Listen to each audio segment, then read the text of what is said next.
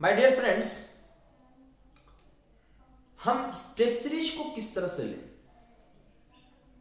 अगर मुझे अच्छा रैंक लाना है तो टेस्ट सीरीज को किस तरह से इंप्लीमेंट करें? टेस्ट सीरीज कितना इंपॉर्टेंस रखता है? जैसे फॉर एग्जांपल आप गेट का प्रिपरेशन कर रहे हैं, हम गेट से शुरुआत करेंगे फिर इंजीनियरिंग सर्विसेज पे जाएंगे। अगर आप गेट का प्रिपरेशन कर रहे हैं, जो भी इंस्टीट्यूट्स का आपने टेस्ट सीरीज लिया है, कोशिश कीजिए वैसे इंस्टीट्यूट्स का ज्वाइन करने का जिसमें नंबर ऑफ स्टूडेंट्स बहुत ज्यादा बैठते हैं। उसमें आपको पता चलेगा असली औकात कितनी है। टेस्ट सीरीज आपका अपनी औकात बताता है, इसलिए टेस्ट सीरीज के लिए आप लोग क्या कीजिए, जब भी आप सब्जेक्ट को पढ़ते हैं आप उससे रिलेटेड क्वेश्चंस को बना लीजिए। जैसे मान लीजिए कंट्रोल सिस्टम का आपने टेस्ट दिया, मान लीजिए कंट्रोल सिस्टम का पार्ट वाइज टेस्ट दिया, 25 क्वेश्चंस आपने बनाए। मान लीजिए 25 क्वेश्चंस में से अटेम्प्ट आपने 23 क्वेश्चन लिया एंड 23 क्वेश्चंस में अगर मान लीजिए आपका 20 क्वेश्चन सही हो रहे हैं, मतलब आपकी एक्यूरेसी बहुत अच्छी है। मान लो 10 क्वेश्चन आपने सही किया, 15 क्वेश्चन गलत डाल कर दिया, 25 अटेम्प्ट लिया, अटेम्प्ट बहुत अच्छी है बट एक्यूरेसी आपकी नहीं है। So for good score in any exam the key point is you should maintain the accuracy plus speed. You should maintain the accuracy plus speed. अगर आपके पास एक्यूरेसी है, स्पीड नहीं है, फिर भी पीछे से टॉप करोगे। अगर आपके पास स्पीड है, एक्यूरेसी नहीं है, फिर भी पीछे से टॉप करोगे। समझ रहे ना? इसलिए you should maintain the accuracy plus speed. And accuracy plus speed maintain करने का एक ही तरीका है, self honesty is the key of success. हमेशा बोलता हूं, अपने आप में ऑनेस्टी रखिए एंड क्वेश्चंस को ज्यादा से ज्यादा रखिए। जितना ज्यादा क्वेश्चंस को आप सॉल्व करेंगे, जितना ज्यादा क्वेश्चंस को आप रगड़ेंगे, पकड़ के रगड़ते रहो क्वेश्चंस को, उतनी अच्छी आपकी रैंक आएगी, उतनी अच्छी कॉन्सेप्ट डेवलप होगा।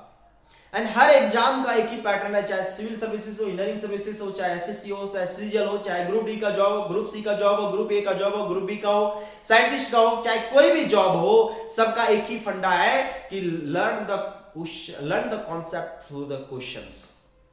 एंड कॉन्सेप्ट अगर हम क्वेश्चंस के थ्रू ज्यादा से ज्यादा लर्न करेंगे, वो दिमाग में ज्यादा रहेगा, वरना एक खोपड़िया ससुरा निकल जाता है बाहर। ज्यादा से ज्यादा रखना अगर आपको है तो कॉन्सेप्ट को लर्न कीजिए थ्रू द क्वेश्चंस, डेफिनेटली अच्छा होगा। दूसरी चीज, आपको ऑनेस्टी रखना है। किस तरह से ऑनेस्टी रखना है?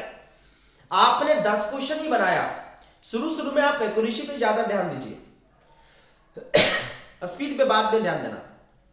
शुरू आपकी अगर एक्यूरेसी कम है तो एक्यूरेसी पे ज्यादा ध्यान दीजिए, स्पीड पे आप बाद में ध्यान देंगे। सो एक्यूरेसी पे सबसे ज्यादा ध्यान दीजिए सबसे पहले। और कोशिश कीजिए कि अगर हम 15 क्वेश्चन अटेम्प्ट किए हैं तो कम से कम 12 क्वेश्चन मेरा सही होना चाहिए। अगर 12 क्वेश्चन आप सही कर पा रहे हैं, इसका मतलब आप राइट डायरेक्शंस में हैं। 15 क्वेश्चन अटेम्प्ट किया, आपका 5 क्वेश्चन सही है, मतलब आपका कॉन्सेप्ट ढीला है। कॉन्सेप्ट सबसे पहले मजबूत करें, टाइट करें कॉन्सेप्ट्स को, देन आप दीजिए।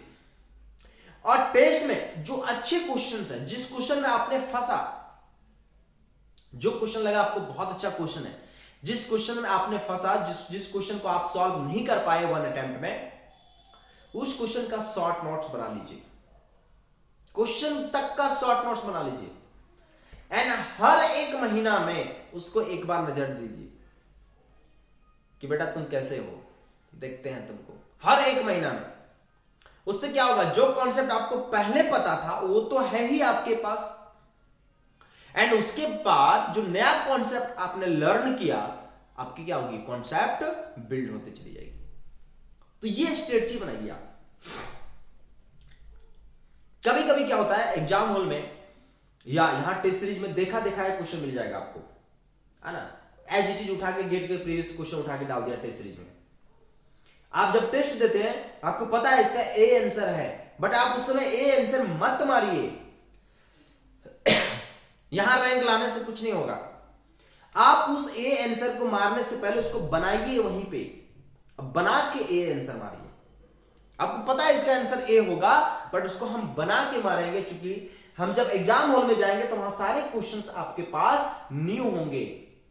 और सारे क्वेश्चन अगर न्यू होंगे तो न्यू आपको जब भी क्वेश्चन सॉल्व करना है तो ऐसे सोचना है कि भैया ये क्वेश्चन मेरे लिए नया है, ये क्वेश्चन मेरे लिए नया है, इसका हम सॉल्यूशन देखेंगे नहीं। अगर आप सॉल्यूशन देख रहे हैं इसका मतलब है कि वो जिस तरह से सोचा आप उसी तरह से क्वेश्चंस को बना रहे हैं। आप टाइम दीजिए, सॉल्यूशन मत देखिए, ट्राई कीजिए। नहीं बना एक बार में चलो छोड़ दो, 2 बार में देखेंगे, 3 बार में देखेंगे, 2-4 दिन के बाद देखेंगे। पूरा जब थक जाएंगे उनसे कॉन्सेप्ट पढ़ लेंगे, उससे रिलेटेड कॉन्सेप्ट को जाके बुक से पढ़ लेंगे, और जब पूरा थक जाएंगे हम तब जाके सॉल्यूशन देखेंगे, तब वो चीज आपका होगा। मुझे आज भी याद है कि किस क्वेश्चन में मैं कितना दिन दिया हूं। आज भी वो क्वेश्चन दीजिए मुझे, उस क्वेश्चन को मैं 3 तरह से किस तरह से गलत सोचा था मैं आज भी बता दूंगा। तो यही रीजन होती है। अगर क्वेश्चंस को लर्न करना है, क्वेश्चंस को पकड़ना है, तो जो मैं आज बताया हूं सर ये बहुत ही इंप्लीमेंट करके देखिए। ये वो बता सकता है जिसने खुद किया है। ठीक है, यूट्यूब पे भाषणबाजी देने वाले आपको बहुत मिल जाएंगे, बाबा का ज्ञान देने वाले, लेकिन उसका आप बैकग्राउंड उठा के देखिए, पता चल जाएगा कि खुद बीटेक है, ना कोई एग्जाम क्लियर किया है, बाबा का ज्ञान देने के लिए आ गया है। बट मैं जो भी मैं बता रहा हूं मैं पीछ पे जाके खेला हूं। दूर से बताना बड़ा आसान है कि अरे यार ऑफ साइड का बोलता, इसको ऐसे छोड़ देना चाहिए था, इसको ऐसे पकड़ना चाहिए था। ऐसे ज्ञान देने वाले पूरे यूट्यूब में मिल जाएंगे आपको दोस्तों। मैं किसी का क्रिटिसाइज नहीं कर रहा हूं, बट मुझे सबका पोल पता है, क्योंकि मैं इस इंडस्ट्री में 10 साल से रहा हूं। बट मैं एक चीज फिर से बता रहा हूं आपको कि जो खेला है वही आपको सही बता सकता है, और मैंने खेला है इसलिए मैं सही बता रहा हूं कि ऑफ साइड के बॉल को छोड़ना कब है और मारना कब है। क्योंकि मैदान में जाने के बाद जो खेलता है ना उसी को पता चलता है कि एग्जाम हॉल में किस तरह से होते हैं। बाहर से बताना बहुत आसान है, बट अंदर जाके खेलना फ्रंट फुट पे जाकर के तब पता चलेगा सर। इसलिए इजी ना समझे। जो क्वेश्चन आपको बाहर इजी दिखाई दे रहे हैं, cos थीटा का डिफरेंशिएशन माइनस sin थीटा होता है, यस एग्जाम हॉल में उसी को 2 बार सोचोगे, माइनस sin थीटा होता है कि प्लस sin थीटा होता है। क्योंकि वहां पर एग्जाम का प्रेशर होता है, आपके पास सही बनाने का प्रेशर होता है। बाहर बैठ के ताली मारना बहुत आसान है, बट जो खेलेगा उसी को पता चलेगा कि खेलना कितना कठिन होता है। इसलिए सर मुझे जहां तक लगता है कि मैं आपको जितना हो सके मैं गाइड कर पाता हूं, मैं आपका मेंटर। आपके जितने प्यारे कमेंट्स आते हैं वो मुझे रात में सोने नहीं देते हैं। बहुत अच्छा लगता है कि चलो बच्चे मेरे वीडियो को लाइक कर रहे हैं और वो अप्रिशिएट कर रहे हैं। और क्यों ना अप्रिशिएट करे, क्योंकि मैं क्वालिटी बता रहा हूं आपको, मैं आपकी सच्चाई से अवगत करा रहा हूं। इसलिए एक चीज हमेशा ध्यान में रखेंगे, the self honesty is the key of success. Self honesty is the key of success. जिस दिन अपने आप से ईमानदारी आपने छोड़ दिया उस दिन आपकी प्रिपरेशन 0 हो जाएगी। सर अपने आप से ईमानदारी को कभी मत छोड़िए, हर चीजों में ईमानदारी रखिए, हर चीजों में ऑनेस्टी लाइए, चाहे वो टेस्ट सीरीज हो, चाहे क्वेश्चन बनाने में हो, चाहे कॉन्सेप्ट क्लियर में हो। जब तक आपके कॉन्सेप्ट क्लियर नहीं हुए आप उस चीज को छोड़िए मत, ऑनेस्टी लाइए सर अपने आप में, and one day you will succeed, definitely succeed. चाहे उसका बैकग्राउंड 12th फेल का क्यों ना हो, चाहे उसका बैकग्राउंड गवर्नमेंट हाई स्कूल का क्यों ना हो, चाहे उसका बैकग्राउंड कुछ भी क्यों ना हो, बैकग्राउंड मैटर नहीं करता है।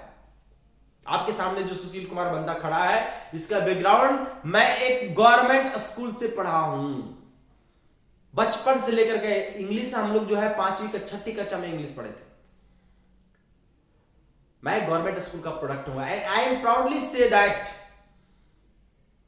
कि whatever I have achieved due to hard work. So hard work से कभी आपको भागना नहीं है।